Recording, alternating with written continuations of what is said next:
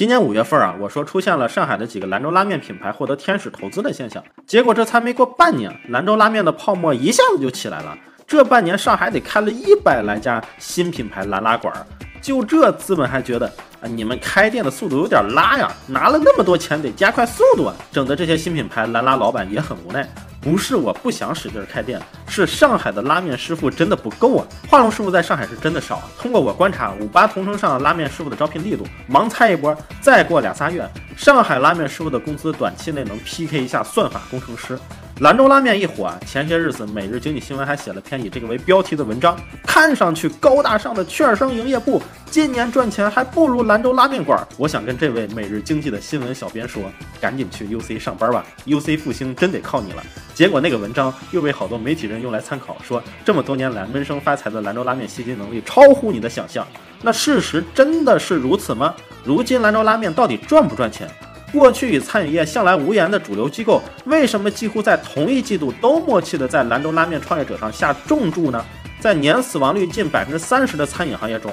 青海画龙人是如何让兰州拉面走向全国的？正统兰州牛肉面过去在正统推广上为何不及画龙的兰州拉面？今天被热炒的拉面品牌到底能不能成为未来的麦当劳、肯德基呢？大家好，我是大蜡烛，这期视频可能是全网分析拆解兰州拉面最细致的视频啊，目前没有之一，希望能给广大的新消费投资人一些新的角度和思路。那在视频的开始，我先说一下，如今线下餐饮的超级热钱泡沫是怎么形成的？要回答这个问题啊，我们要先知道投资人们的思维方式。用大白话说，他们的思考方式是以最终为目标，倒着推算的思维。如今互联网太卷，元宇宙太虚，半导体又玩不起，也就消费能搞一下。而星巴克、麦当劳、肯德基都成了全球性连锁企业，但目前中国一家全球性连锁企业都没有。本土内的餐饮连锁化率当下也只是日本、美国的1/5。那为什么他们觉得兰州拉面才有潜质成为肯德基、麦当劳的那种全球连锁呢？大家反复提的一个标准就是，餐饮赛道的头部得有能力开1万家，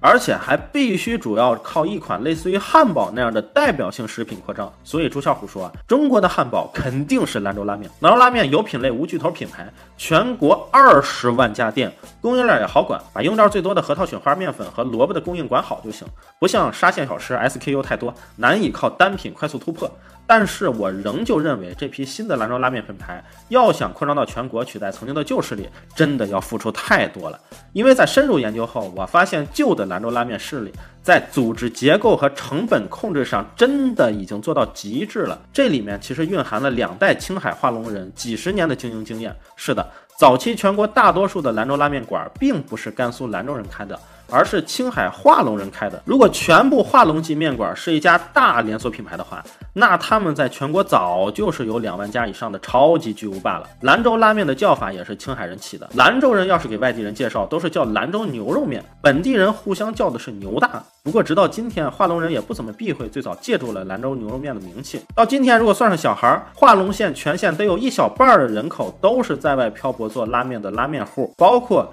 跟他们相邻的循化、尖扎也是拉面县，也有近1/3的人口在外从事拉面行业。如图所示，全国只要内部装修是这种风格的拉面馆，都是画龙面馆。墙上是绿色背景的食谱，另一面会有西北风光图，多数印的是青海孟达天池或画龙牛心山的风光图。喷绘如此一致，也是因为早期大家都会找同一个喷绘供应商。画龙人经营兰州拉面有一个特点，他们的店不仅仅是夫妻店，而是家庭店。一般店除了夫妻2人，你往往还能看到在店里帮忙的女儿或小儿子，即便有成年的跑堂小伙，经询问大概率会是店主的表弟、堂弟之类的。一家人大部分的时间是在拉面馆中度过，每个在外的画龙家庭都会经历好几个拉面馆的开张与转店，甚至会辗转好几个城市。为什么他们要远走他乡，一定要把拉面馆开成呢？因为画龙地理位置特殊，处于黄土高原和青藏高原过渡的地方，耕地面积极少，人均2亩都不到。而且后来为了响应号召保护三江源头，退耕还林后可种的地就更少了，当地也不适合建工厂。早期人们主要的收入是靠挖金子和虫草。之前丁真接受采访时说，他在甘孜哪怕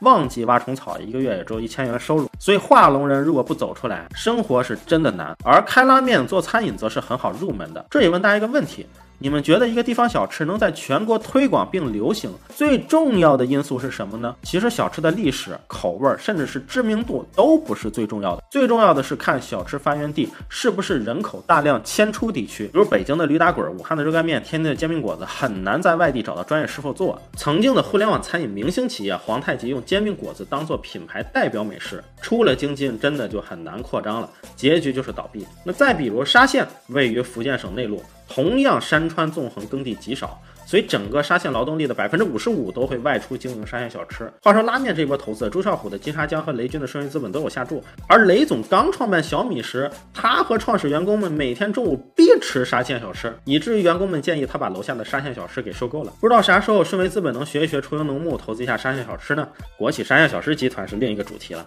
我们还是回到拉面上，很多人只看拉面店利润高，单碗85%的毛利，一年小几十万营收能有30-40%利润，但却不看画龙人的拉面店是如何精准控成本的。首先63%的店面积就在100平方米左右，没有收款台，全部流动收款，也不设洗手间。一般餐饮店用餐区与厨房库存比例在3:1左右，唯有兰州拉面店能做到5:1左右，椅子多数不设靠背，保证大家吃完就走，拥有超高的翻台率，这样方能保证人们再往里面加个蛋后，有碳水有汤有蛋白质的一餐控制在7-8元。而新品牌虽然用料更足，但如何扭转消费者兰州拉面便宜的固有印象，让更多的上海以外的人接受35元以上的客单价，是他们面临的第一个挑战。那换一种说法就是，上海 Shopping Mall 的单店模型真的能扩张到全国吗？另外有猜测，目前这些新品牌的市场部更 to B 一些，因为做一线城市的市场就是搞定大型的购物中心，让他们招商部门以合理的价格让你入驻。但一旦出了1、2线城市，就是充分的 to C 竞争，在人员成本上，画龙级的店更是非常低且不可复制。前面也讲了，他们的店基本会保证一家店80%的人员是自家亲戚，且劳动强度都比较大，每天工作11小时的拉面师傅很多啊，而且很多店里都有小工，这些小工们都和老板有着这样和那样的亲戚关系，老板的弟弟、侄子、外甥等，领工资都是象征性的，基本就是一月几百元的生活费和零花钱。但是在他们看来，这并不是克扣小辈工资什么的，因为在他们的文化中，老板作为长辈，要在多年后承担扶持他们长大后能独立开一家拉面馆的责任。届时如果需要资金上的帮助，这位亲戚长辈也有绝对的义务借钱帮他盘下店，这就是他们这个圈子的游戏规则。所以每家兰州拉面店都可以保证，哪怕长期使用4-5个人的劳动力，每月也仅有几千块的人力成本，就这样一家又一家店生生不息。当然近些年有大量的人会自己贷款开店，因为华龙县每年也会给干拉面的人提供大量的无息贷款，甚至是专属的信用卡，允许2个月还1次款，若无不良记录一次可以取10万，透支25万。这些年拿到这些指标的人也越来越多了，所以在深度调研后才会发现兰州拉面店所谓挣钱的真相，高利润靠的是低到极致的人力成本和租金成本，而这些商业技巧外人难以公式化的模仿运作。为了降低选址风险，画龙人内部还有一个有意思的机制，那就是让好的铺面尽量在自己人内部流通。如果一个人想开店或者想转店，都会优先在画龙级的社会交际网络里寻找。那肯定有观众说了，转店肯定是这个位置经营的不好才转。那我了解到他们有一种很科学的消除不信任的方式，如果是同族的话，他们会有一个转租试运营的机制，他们会先谈一个转店的价格，比如20万，如果新的租客确实有意愿签，会让新的租客免费在自己店里干几天，在试营业期间，新的租客自己就可以根据这几天干的真实收入测算出来每月的收入是多少，以降低风险。而且有时候转店方还会在店铺交割完成后提供几个人去给新店老板帮忙实习几天，做好交接，这也可以降低自己人开店时选址的风险。这里再多说一下，所有的汤面店选址容错率是极低的，因为汤面店不能做外卖，哪怕现在有了面与汤分离的包装，但是半小时内也会坨的没法吃。而如今线下餐饮品牌的流水中，35%来自于外卖，才是比较健康的。这也是为什么午夜拌面创造了餐饮历史上 A 轮的融资记录，因为它是用拌的，能做外卖。汤面面条吸附汤汁的力度越大才越美味，但坨的速度也就越快。要想做好吃的汤面，只能舍弃线上外卖市场，对门店精耕细作。当然新兰州拉面品牌还有一个新的策略，就是接下来增加烤串品类。除了抱团式经营，画龙人当然也有约定俗成的行规，那就是在画龙面馆500米以内不能再开新面馆，有的地区这个标准是300米以内。兰州拉面品牌东方宫最多时全国有350家门店，现在降到了在15年的时候就开在深圳腾讯大楼楼下的东方宫，因为触犯了这个行规而遭到了抵制。当然，不同人有不同的看法。有的人认为，面对一个净利润这么低的行业，确实得有保护机制，要不大家都挣不到钱。更主流的观点则是觉得市场经济应当是自由的。但无论怎样，这可能也是新拉面品牌在其他1、2线城市扩张时要面临的问题。在我看了一些对这波新拉面创业者的匿名采访后，发现创业者对大部分投资机构的评价仍旧是他们对于做餐饮根本一无所知。很多机构表示，现在签协议，几千万明天就打过来，只要能开50家店。基本上每接触20家投资机构，能有1家能好好坐下来跟你深入聊聊用户啥的。我在火锅那期视频里也说过，中国版的麦当劳的故事已经被无数企业讲了几十年了。上一波的互联网餐饮泡沫和当时一些网红餐饮失败的逻辑，也在这期视频里讲过了，就不重复讲了。这次餐饮赛道热是因为上方这些基础设施的改进，大家自取就好了。这里再讨论一下用户的消费力。目前在当下火热的面食赛道分成了2个派别，一个是我们今天讨论的高客单价派，一碗面价格在40元上下，以开在书房里的和府捞面和新式兰州拉面为代表，从1线商业中心开始起盘，然后打透2线城市的火车站，走城市辐射农村的路线。另一个是追求性价比派，单碗面必须控制在17元以内，从3、4线城市开始扩张，以午夜拌面为代表，走农村包围城市的路线。你们觉得谁会赢呢？我觉得是后者，因为确实兰州拉面无论找来怎样的品牌高手设计，都比较难给它一个 Z 时代时尚生活标签这么个定位。因为你不得不承认，对于多数国人来说，兰州拉面这个品类的基因就是在外吃饭饱腹有极致的性价比。对这个有怀疑的人啊，应该在中国再去走100个县级城市。像在去年新茶饮排名第1的蜜雪冰城，1年就开了6000家店，这意味着排2、3、4名茶饮品牌所有店加起来都没人家1年开得多。我这个月跑到藏区去，住了很多个小镇，镇与镇之间路上连信号都没有那种啊。多数小镇刚进去也是看不到任何品牌的影子，唯独蜜雪冰城啊，我是在不同的镇看见了好几次啊，当时真的是刷新认知了，这才叫牛叉。做新消费的创业，还是不要忘了我们人均的 GDP 处在一个什么水平。其实哪怕是在一些4、5线城市，人均收入也不是大家想象的3、4千，更多的可能是2、3千。有一家昔日中式快餐的绝对王者，曾遇到的问题就是把全国的火车站都打透了，但是因为定价问题，再往别处扩张扩不动了。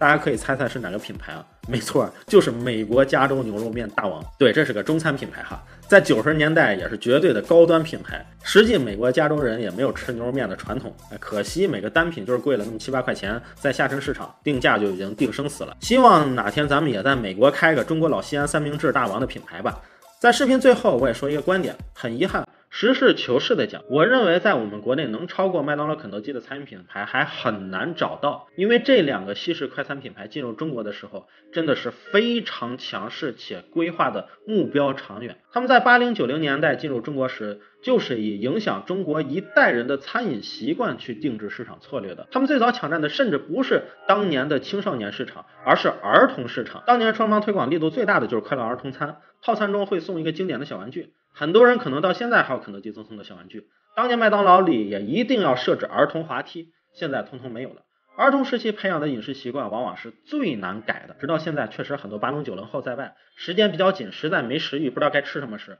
可能还是会选择一下这2家快餐。当下新餐饮创业者们的规划是雄伟的，接受投资也要背负很多的附加条款，但大家也要明白，相比互联网创业，线下项目的失败往往会付出更大代价。因为做一个互联网产品，就算商业逻辑没闭环，只要有用户，都有些许并购或者重组的价值。人员瘦身后，企业可以立刻减少支出，赶紧重组，不至于陷入万丈深渊。但若是线下商业逻辑没闭环，店铺的重资产可是月月耗钱啊！一旦颓势显现，真的3、4个月就满盘皆输啊！另外，如果我们想要发扬自己的饮食文化，难道真的只有造出一个单品万店巨无霸，在全国推广一条路可走吗？或者换一个问题，中国餐饮一定就需要一个代表吗？不要忘了，中华美食之所以能用博大精深来形容，是因为我们既讲究一方水土养一方人，也强调每方水土的美食要呼应时令节气变化。拉面只是如今轰然城市的大餐饮赛道投资的缩影，